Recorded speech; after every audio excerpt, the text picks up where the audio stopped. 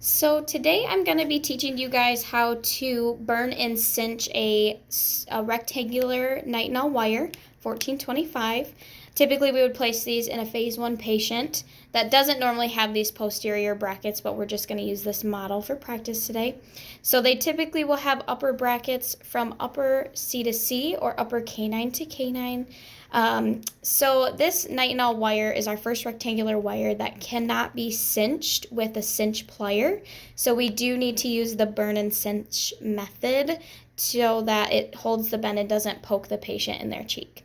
So I'm first gonna kind of get my desired length before I start to burn and cinch, because you're not gonna burn it and cinch it and then trim it. So I'm gonna take this out and I'm just gonna kind of guide where I need the wire. I'm just going to kind of make a rough measurement here. This is just my estimate, and then eventually we'll move into getting our final length here. So I'm just going to cut enough off here with my distal end.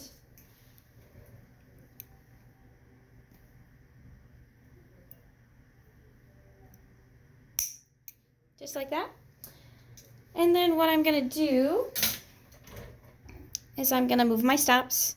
And I'm going to place it right in the middle there so that midline is on.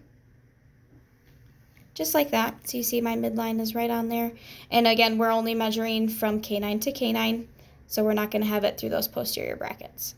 So then what I'm going to do, once I have my midline on there, I'm going to turn it, and I'm going to take my square plier. Square plier looks just like this. And then what I'm going to do is I'm just going to, this is just on a model, so just holding it in there. I'm just going to take my square and I'm going to grab distal of that canine there, just like that. And I'm just going to gently remove the wire.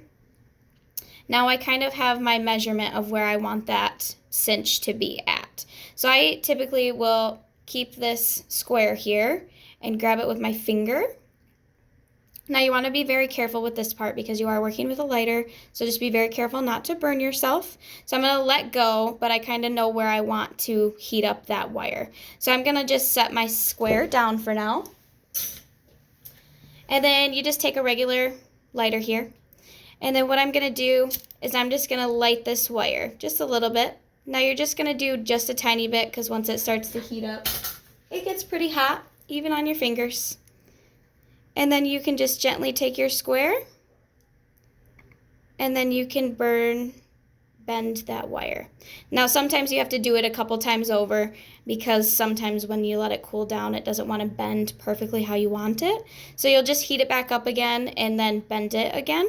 So that's exactly what I'm going to do here. And now that I know where I have that bend, I can hold it back a little bit further too. So I'm just going to take that, and you'll see that it wants to go back to where it was originally at.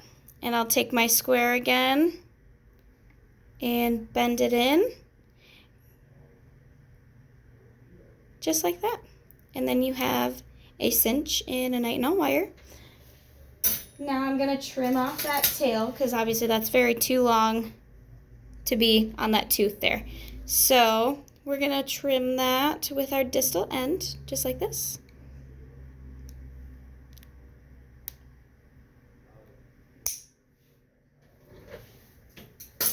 Leaving enough to where it's not going to poke the patient when you do get it in their mouth.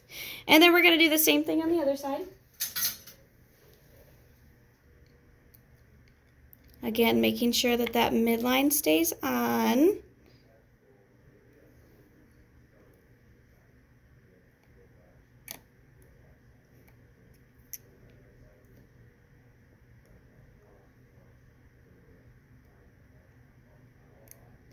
And then we're going to bounce over to this left side.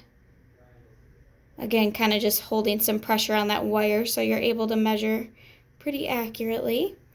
And then I'm going to use my square and grab distal of that 3 again, just like that. And gently remove the wire. Now you kind of have an idea of where you want to bend it.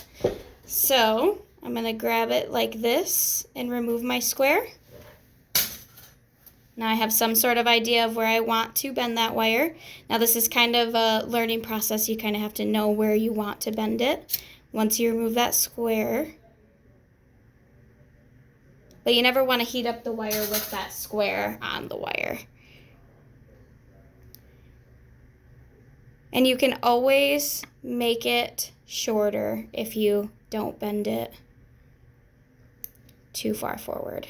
Now sometimes it can go a little wonky, so you just kind of will take this and make it straight again, just like that.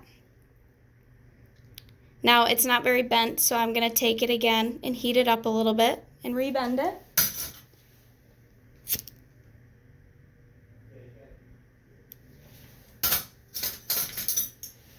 And then I'll take my square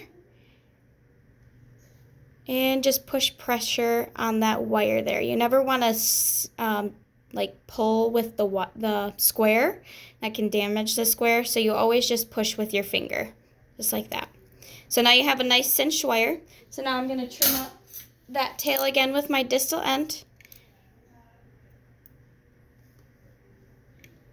just like this.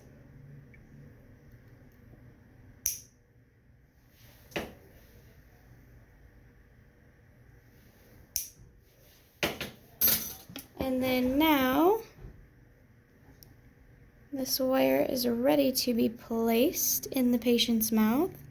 And it's nice and perfectly measured to go from canine to canine, if you see here.